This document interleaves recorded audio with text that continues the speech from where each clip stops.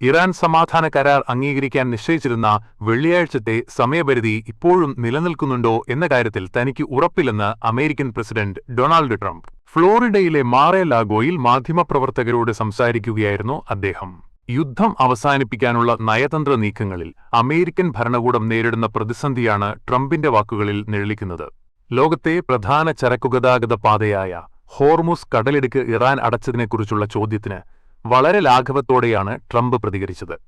ഞങ്ങൾക്ക് ഹോർമുസ് കടലിടുക്കിന്റെ ആവശ്യമില്ല, ഞങ്ങളുടെ പക്കൽ ആവശ്യത്തിന് എണ്ണയുണ്ട്. അമേരിക്ക ഇപ്പോൾ ഊർജ്ജസ്വയം പര്യാപ്തമാണ്, ട്രംപ് അവകാശപ്പെട്ടു.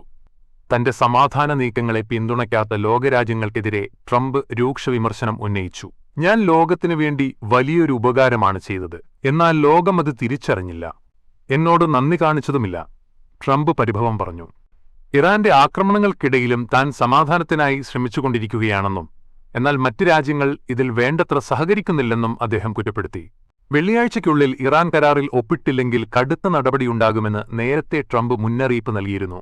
എന്നാൽ സമയപരിധി ഇപ്പോഴും നിലനിൽക്കുന്നുണ്ടോ എന്ന് അറിയില്ല, നമുക്ക് നോക്കാം എന്ന് ഒഴുക്കൻ മട്ടിൽ മറുപടി നൽകി ചോദ്യങ്ങളിൽ നിന്ന് ഒഴിഞ്ഞുമാറുകയായിരുന്നു അദ്ദേഹം.